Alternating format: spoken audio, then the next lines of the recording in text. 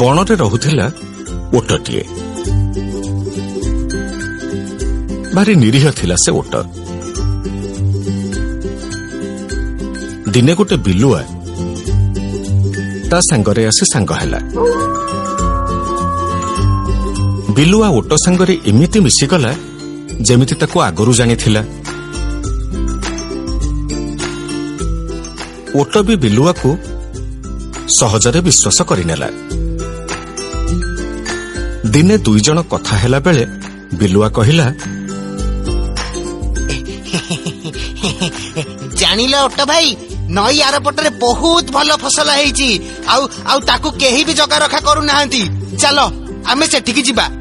ଆମ ବଣରେ କଣ ଫସଲ ଅଭାବ ଅଛି କି? ସେ କଥା ନୁହଁ ଯେ, ବଣର ଖାଲି ଗଛପତ୍ର ଅଛି, ହେଲେ ସେଠି ତ ଫସଲ ଅଛି। ତମେ ଫସଲ ଖାଇବ ଆଉ ମୁଁ ଆଖୁ ଖାଇବି। ମତେ କାହିଁ କିଛି ଠିକ ଲାଗୁନି। ତଥାପି କହୁଛ ଯଦି ପରେ କେତେବେଳେ ଯିବା।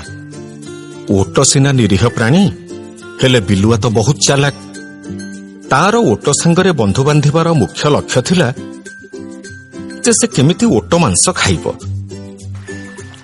ତେଣୁ ଯୋଜନା ଅନୁସାରେ ସେ ନଈ ଆରପଟକୁ ଓଟକୁ ନେଇ ତାକୁ ମାରି ତା ମାଂସ ଖାଇବାକୁ ଚାହୁଁଥିଲା।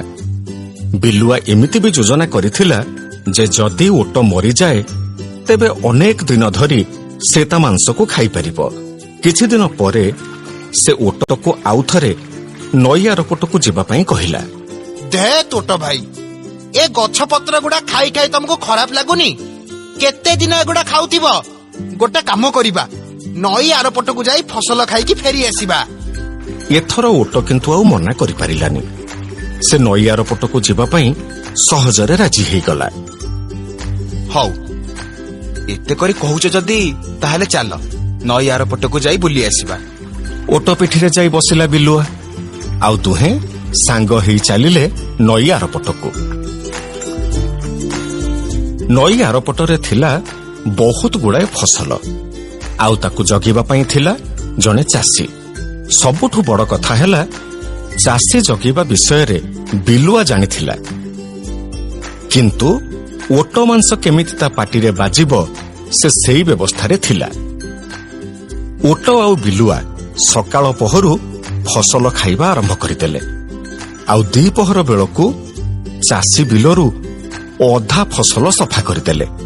ଚାଷୀ ଏ ବିଷୟରେ ଜାଣିନଥିଲା, କାହିଁକି ନା କୌଣସି ପଶୁଜନ୍ତୁ ତା ବିଲରେ ପଶି କେବେ ଫସଲ ଖାଇନଥିଲେ କି ନଷ୍ଟ କରିନଥିଲେ। ଓଟ ଭାଇ, ତମର ସରିଲା କି? ନା ନା, ମୋର ସରିନି। ଏତେ ଫସଲ ଏତେ ବଢିଆ ଲାଗୁଛି ଯେ ୟାକୁ ଯେତେ ଖାଇଲେ ବି ମନ ପୁରୁନି। ହଉ, ମୋର କିନ୍ତୁ ସରିଲାଣି, ତମେ ଖାଉଥାଅ। ଏମିତି କଥା କହି ବିଲୁଆ ଚାଲିଗଲା ବୁଦାମୂଳକୁ, ଆଉ ସେଠି ଖୁବ୍ ଜୋରରେ ଭୋକିଲା।